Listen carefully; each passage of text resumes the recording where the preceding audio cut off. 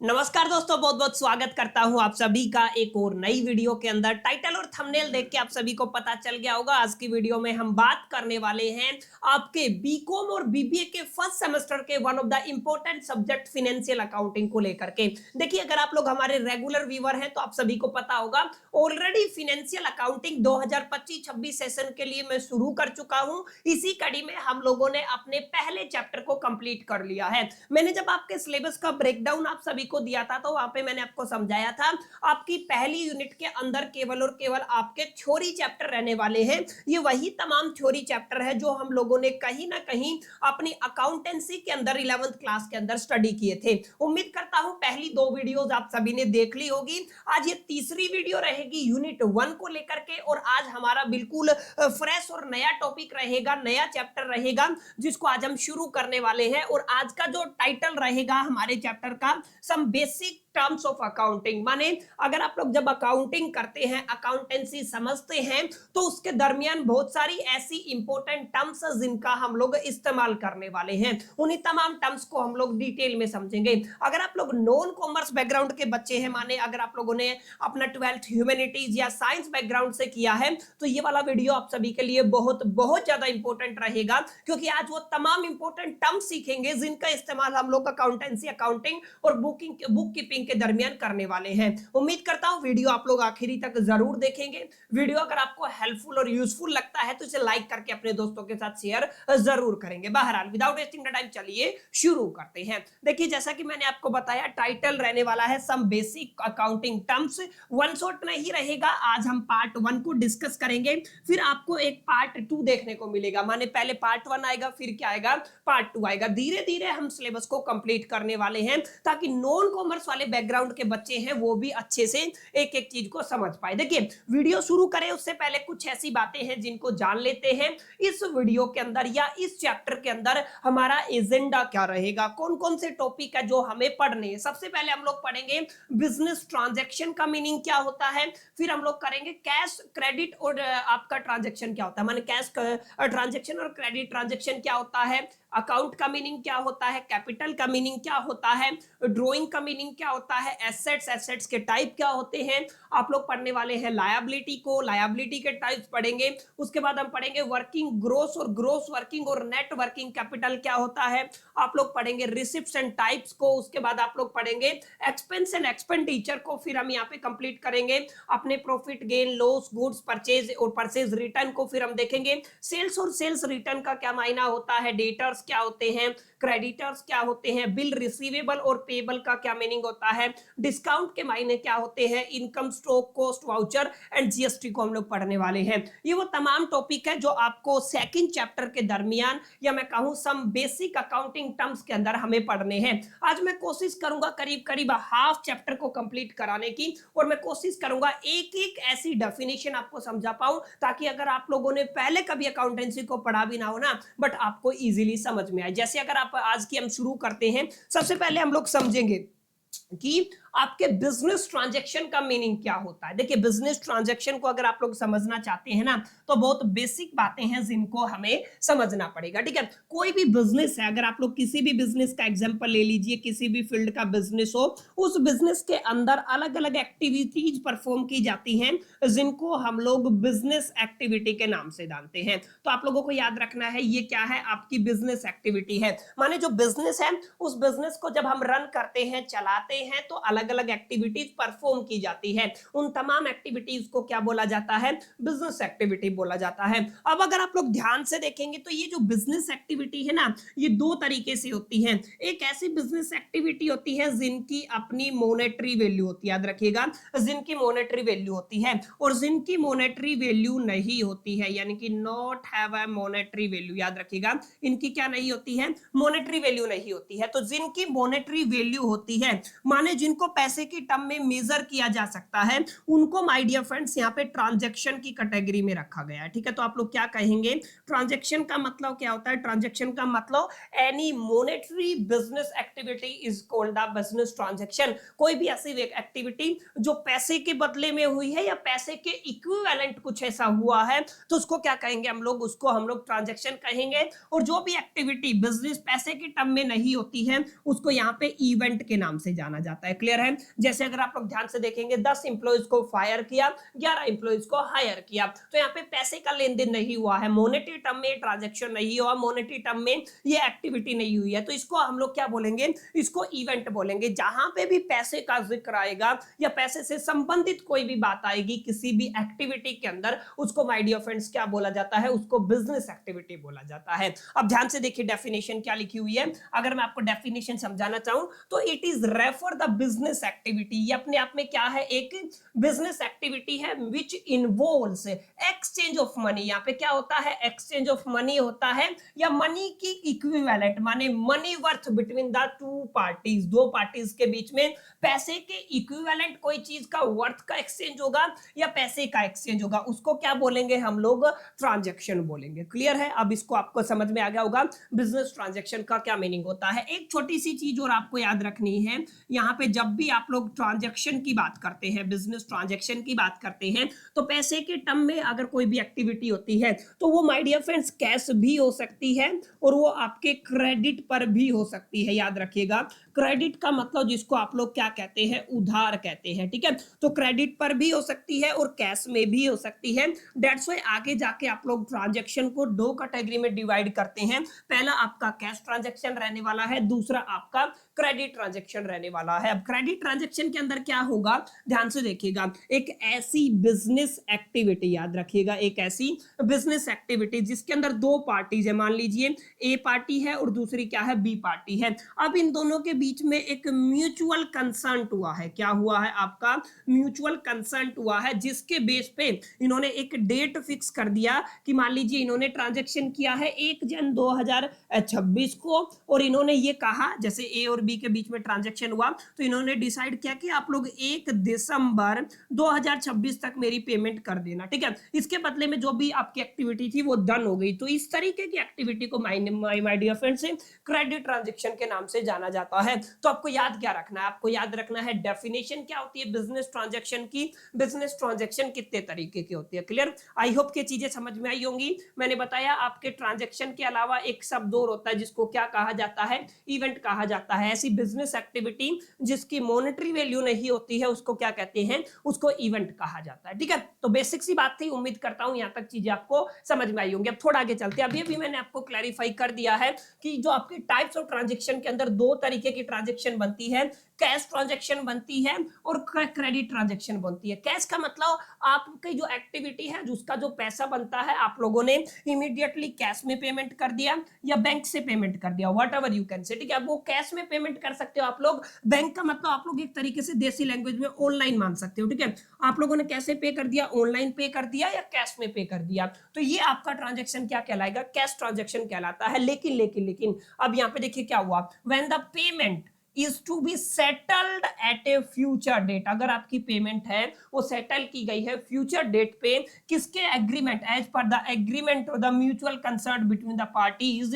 This is called the credit transaction. इसको क्या बोला जाता है, क्रेडिट ट्रांजैक्शन बोला जाता है। तो अभी क्या बताया मैंने, आपका ट्रांजैक्शन क्या होता है, इसकी डेफिनेशन अच्छे से समझी। उसके बाद हमने देखा ट्रांजैक्शन दो तरीके की है, कैश ट्रांजैक्शन और क्रेडिट ट्रांजैक्शन। क्रेडिट ट्रांजैक्शन की डेफिनेशन देख ली और हमने कैश ट्रांजैक्शन की डेफिनेशन देख ली। ठीक है, अब आपको समझना क्या है, एक इंपॉर्टेंट टर्म आती है ट्रांजैक्शन से रिलेटेड। डाउट क्लियर हो गए होंगे, फिर भी कोई डाउट रहता है तो let me know in the comment box. अब समझिए अकाउंट का मतलब क्या होता है।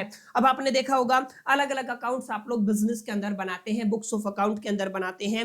वो अकाउंट का क्या मीनिंग है, देखिए अकाउंट अपने आप में एक ऐसी जगह होती है जहां पर आपके रेलिवेंट ट्रांजैक्शन का रिकॉर्ड मेंटेन किया जाता है। Are you getting my point? माने एक ऐसी जगह जहां पर हम लोग आपकी रेलिवेंट ट्रांजैक्शन का रिकॉर्ड मेंटेन करते हैं, तमाम ट्रांजैक्शन के रिकॉर्ड को मेंटेन किया जाता है, उनको क्या बोला जाता है? उसको बोला जाता है अकाउंट। और अकाउंट अमूमन टी शेप के रहते हैं, माने टी जैसे टी लेटर देखा है ना, अल्फाबेट देखा है ना, उस जैसे क्या रहते हैं? आपके अकाउंट रहते हैं। अभी एक बार डेफिनेशन को थोड़ा ध्यान से देखिएगा। आप account refer the summarised record of all relevant transaction related to a particular item at a one place। एक जगह पर किसी आइटम से संबंधित जितनी भी रेलिवेंट ट्रांजैक्शन है उन सभी का एक सिस्टमैटिक और समराइज्ड रिकॉर्ड जहां पे मेंटेन किया जाता है, उसको क्या कहते हैं? उसको माय डियर फ्रेंड्स अकाउंट कहा जाता है। क्लियर? अब जैसा कि मैंने अभी अभी आपको बताया, अकाउंट के अंदर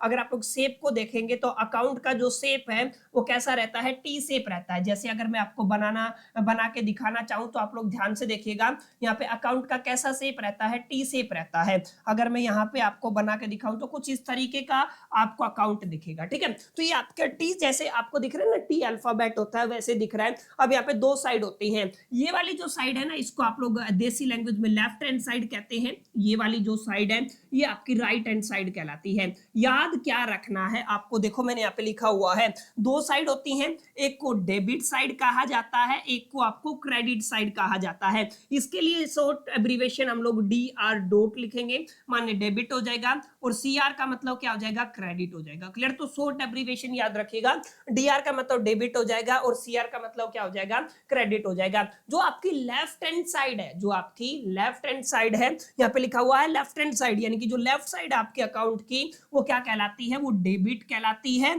और जो आपकी राइट साइड है वो क्या कहलाती है? क्रेडिट कहलाती है। माने अकाउंट है, ठीक है, तो ये वाली साइड क्या कहलाएगी? क्रेडिट कहलाएगी, ये वाली साइड क्या कहलाएगी? डेबिट कहलाएगी। क्लियर है? यहाँ पे भी आपको अलग अलग चीजें देखने को मिलेंगी। माने यहाँ पे एक कॉलम मिलता है, अगर आपने थोड़ा बहुत पढ़ा है तो, जिसको हम लोग क्या कहते हैं? हम लोग पर्टिकुलर कहते हैं, और यहाँ पे उसका अमाउंट आ जाता है, इससे पहले डेट आता है। ऐसे आप लोग यहाँ पे क्रेडिट के लिए क्या लिखेंगे? पार्टिकुलर लिखेंगे, आगे मैं डिटेल में समझाऊंगा। ठीक है, फिर उसके बाद उसका अमाउंट लिख देंगे। माने यहाँ पे क्या होता है? इसका अमाउंट होता है, यहाँ पे भी क्या होता है? इसका अमाउंट होता है। बस आपको याद रखना है। ठीक है, तो ये आपका क्या रहता है? अकाउंट रहता है। यहाँ पे आप लोगों का अकाउंट का नाम आ जाता है। तो इस तरीके का शेप रहता है। तो अकाउंट का अपने आप में मीनिंग क्या होता है? अकाउंट रेफर करता है जहां पर हम लोग समराइज रिकॉर्ड रखते हैं तमाम रेलिवेंट ट्रांजेक्शन का, जो किसी एक पर्टिकुलर आइटम और एक जगह पे इकट्ठा की जाती है। ठीक है, उसको क्या बोलते हैं? अकाउंट बोलते हो। अकाउंट के अंदर दो साइड्स होती हैं, एक क्रेडिट होती है, एक डेबिट होती है।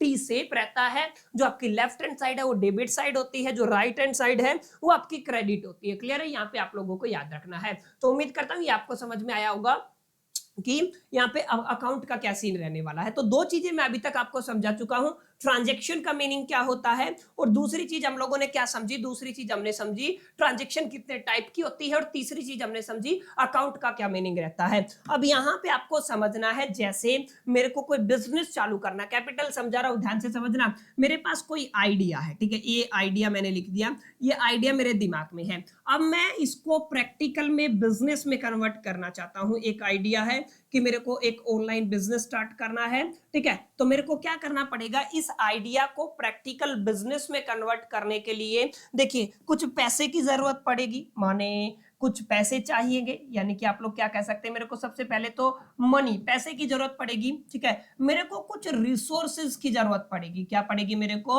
रिसोर्सेज की जरूरत पड़ेगी। मेरे को कुछ एसेट्स की जरूरत पड़ेगी। सबसे पहली मैं बात कर रहा हूं, ठीक है, तो यहाँ पे आप ध्यान से समझिएगा। रिसोर्सेज जैसे मान लीजिए मेरे को एक अपनी कोचिंग शुरू करनी है, कोचिंग के लिए मेरे को बिल्डिंग चाहिए। अब बिल्डिंग मेरा रिसोर्स है, तो हो सकता है बिल्डिंग मेरे पास अपनी खुद की हो, तो मेरे को पैसा खर्च करने की जरूरत नहीं है, माने मैंने अपने रिसोर्स को इन्वेस्ट किया है, या फिर ये मेरी जो जमीन है ये मेरा एसेट है, इसको मैंने इन्वेस्ट किया है, या मैंने बिजनेस स्टार्ट करने के लिए पैसे को इन्वेस्ट किया है। तो ये जो तमाम चीजें हैं ना, ये मिल करके किसकी फॉर्म ले लेती हैं? कैपिटल की फॉर्म ले लेती हैं। माने किसी भी बिजनेस को इंट्रोड्यूस करने के लिए जो टोटल मनी लगता है, जो पैसा लगता है, उसको क्या बोला जाता है? कैपिटल बोला जाता है। बच्चा क्या बोला जाता है? इन सबको कंबाइन फॉर्म में आप लोग क्या कह सकते हैं? कैपिटल कह सकते हैं। और यहाँ पे न केवल केवल आपका पैसे की बात आती है, आप लोगों ने जो रिसोर्सेज इन्वेस्ट किए हैं वो भी कैलकुलेट होते हैं, आप लोगों ने जो एसेट्स यहाँ पे इन्वेस्ट किए हैं वो भी कैलकुलेट होते हैं। माने अगर आप लोग ध्यान से देखेंगे डेफिनेशन क्या है, it is the amount of resources, देखिए फोकस कीजिए किसकी बात हो रही है, रिसोर्सेज की, इन्वेस्टेड बाय द ओनर, किसने इन्वेस्ट किया है, ओनर ने, into the business organisation, either in the term of the cash or a cash equivalent kind of assets भी आप लोग लेके चल सकते हैं, ठीक है। ओनर ने बिजनेस को स्टार्ट करने के लिए, बिजनेस को इंट्रोड्यूस करने के लिए जितना रिसोर्सेज जुटाने के लिए जो पैसे की टर्म में आपका इन्वेस्टमेंट किया, या पैसे के इक्विवेलेंट जो इन्वेस्टमेंट किया, या जो जो एसेट्स का इन्वेस्टमेंट किया, वो सब क्या कहलाते हैं, कैपिटल कहलाते हैं। और आप सभी को पता होगा कैपिटल को दो पार्ट में डिवाइड किया जाता है, आगे आप लोग पढ़ेंगे।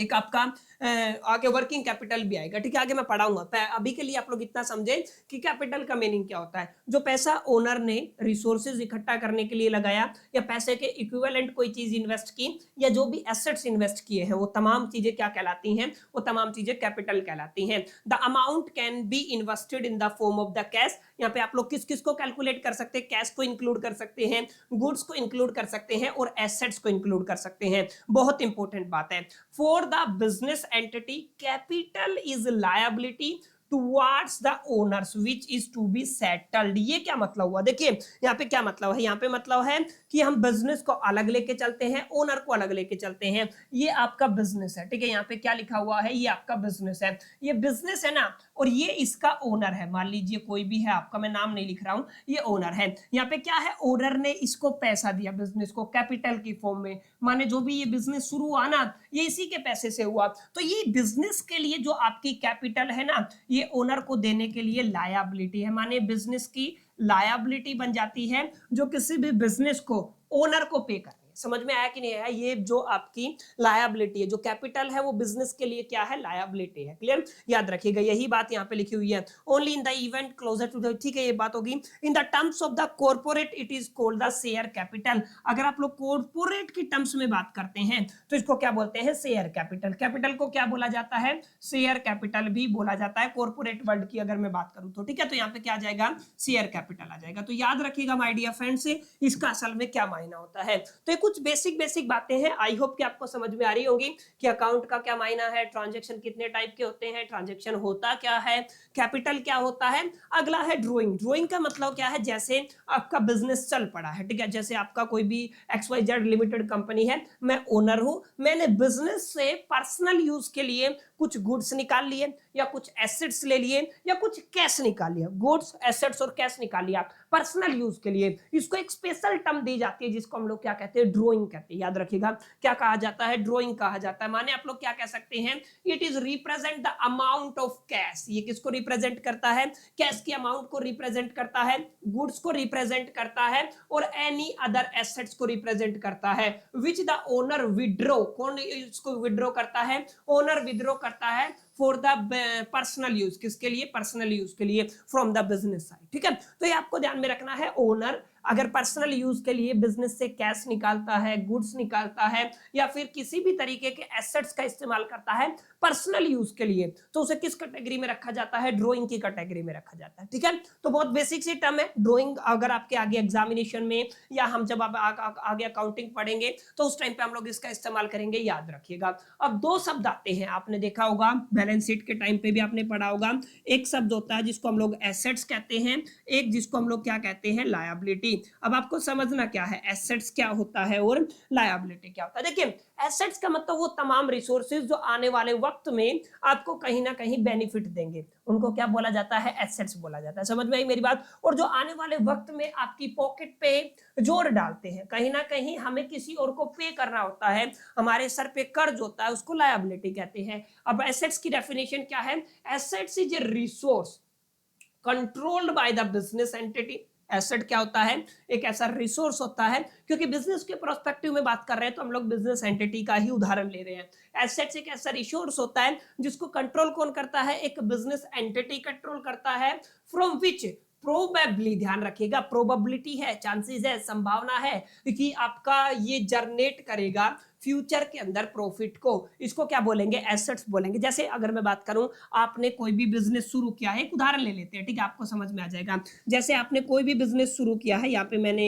एक बिजनेस लिख दिया है, ठीक है। इस बिजनेस को शुरू करने के लिए मैंने कोई भी जमीन खरीदी, ठीक है, उसके ऊपर मैंने बिल्डिंग को खड़ा किया, ठीक है, तो ये क्या हो जाएगा, आपका बिल्डिंग हो गया है। उसके लिए मैंने मशीनरी ली, ठीक है ना, मैं यहाँ पे क्या लिखूंगा, आपका मशीनरी हो गया। अब देखिए, मशीन का इस्तेमाल करके हमारे प्रोडक्ट की मैन्युफैक्चरिंग होगी, ठीक है, ये क्या होगी, आपके प्रोडक्ट बनेगा, और इस प्रोडक्ट को हम लोग सेल करके अपने धंधे को बढ़ा सकते हैं, यहाँ से मेरे को प्रॉफिट हो सकता है, ठीक है। यानी कि यहाँ पे जो मेरी मशीन है वो क्या है, आपकी मशीन बोल दीजिए, बिल्डिंग बोल दीजिए, लैंड बोल दीजिए, ये तमाम चीजें क्या है, मेरे एसेट, क्या है, मेरे एसेट है। क्लियर है। तो जो भी रिसोर्सेज आपको भविष्य में जो आप प्रॉफिट देंगे उनको क्या बोला जाता है, एसेट्स बोला जाता है, ठीक है, याद रखिएगा। अब एसेट्स को दो कैटेगरी में आप लोग डिवाइड करते हैं। दो कैटेगरी कौन सी है, एक आपका टेंजिबल एसेट होता है, ये एक बेसिक फंडामेंटल क्लैरिफिकेशन है, ठीक है। एक होता है आपका इनटेंजिबल, ठीक है। तो अब ये क्या है सर, टेंजिबल क्या होता है, इनटेंजिबल क्या होता है। टेंजिबल मतलब जिसकी अपनी फिजिकल एग्जिस्टेंस होती है। कुछ ऐसे एसेट भी जिनकी फिजिकल एग्जिस्टेंस नहीं होती है लेकिन फिर भी बेनिफिट देते हैं, जैसे आपके धंधे का नाम गुडविल जिसको कहते हैं, ट्रेडमार्क हो गया, कॉपीराइट हो गया, पेटेंट्स हो गए, ये तमाम चीजें ऐसी है जो इनटेंजिबल है, जिनको आप लोग टच फील नहीं कर सकते हो, ठीक है। जिन भी एसेट्स की फिजिकल प्रेजेंस होती है, क्या बोला मैंने, जिन भी एसेट्स की फिजिकल प्रेजेंस होती है उन सबको क्या कहा जाता है, टेंजिबल, और जिनकी फिजिकल प्रेजेंस नहीं होती है उनको इनटेंजिबल कहा जाता है। टेंजिबल जैसे लैंड हो गया, बिल्डिंग हो गया, मशीनरी हो गया, आपका प्रोडक्ट हो गया, गुड्स हो गए, तमाम क्या है, टेंजिबल और इनटेंजिबल की कैटेगरी में आते हैं। तो पहला एसेट कौन सा हो जाएगा, टेंजिबल एसेट हो जाएगा। दूसरा कौन सा हो जाएगा, इनटेंजिबल एसेट्स हो जाएगा, ठीक है। अब यहाँ पे क्या बताया मैंने, जिनकी फिजिकल एग्जिस्टेंस होती है वो क्या होते हैं, टेंजिबल एसेट। एग्जांपल आप लोग किसका ले सकते हैं, प्लांट्स एंड मशीनरी का ले सकते हैं, फर्नीचर एंड द फिटिंग्स का ले सकते हैं, लैंड्स का, बिल्डिंग का ले सकते हैं, कंप्यूटर, लैपटॉप, व्हीकल, ये सब की फिजिकल एग्जिस्टेंस होती है। लेकिन जैसे गुडविल है, इसकी कोई फिजिकल एग्जिस्टेंस नहीं होती, पेटेंट्स की फिजिकल एग्जिस्टेंस नहीं होती, ट्रेडमार्क्स की फिजिकल एग्जिस्टेंस नहीं होती, कॉपीराइट हो गया, ब्रांड इक्विटी हो गया, इंडस्ट्री डिजाइन हो गया, इनकी अपनी फिजिकल एग्जिस्टेंस नहीं होती है लेकिन प्रोबेबली ये फ्यूचर में हमें बेनिफिट या प्रॉफिट जनरेट करती हैं।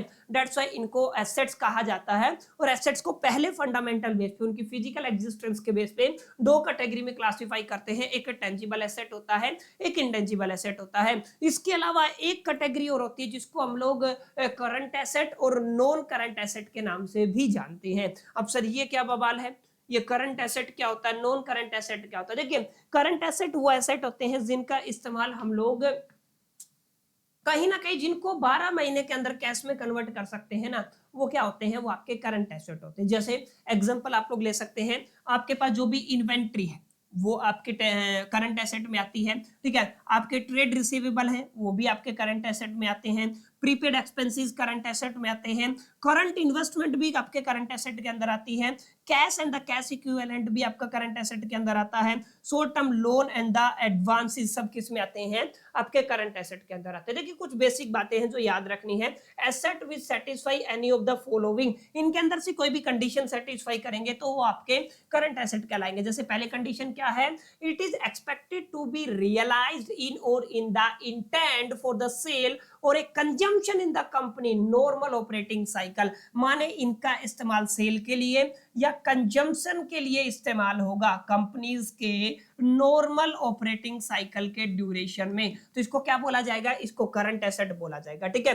इट इज हेल्ड प्राइमरली, इसको किस लिए रखा जाता है, primarily for the purpose of being trade, माने इसको ट्रेड करने के लिए ही रखा जाता है, इसको क्या कहते हैं, करंट एसेट कहते हैं। It is due to be realised within the 12 month after the reporting date, जो इसकी रिपोर्टिंग डेट है उसके 12 महीने के अंदर अगर हम लोग क्या कर देते हैं, रियलाइज कर देते हैं, ठीक है, तो ये क्या कहलाएगा, ये आपका करंट एसेट कहलाएगा। It is cash or a cash equivalent unless it is restricted from the being exchange or use in the settle of a liability for the 12 month, भाई ये 12 महीने के अंदर कन्वर्टेबल है, ठीक है। तो बहुत बेसिक बातें हैं, ये डेफिनेशन बताती हैं कि करंट एसेट मतलब जिनको 12 महीने के अंदर ही कैश में कन्वर्ट किया जा सकता है या यूज किया जा सकता है, रियलाइज किया जा सकता है, इनका मतलब मेन प्राइमरी फोकस यही होता है कि इनको ट्रेड के लिए लाया जाता है, ठीक है। तो ये क्या होते हैं, आपके करंट एसेट होते हैं। कुछ उदाहरण है, ये क्या हो गए आपके, याद रखिएगा। करंट के अलावा जो बच गए वो नॉन करंट होंगे, ठीक है ना, याद रखिएगा। जैसे प्लांट्स एंड मशीनरी है, 12 महीने के अंदर हम इनको बेच नहीं सकते हैं,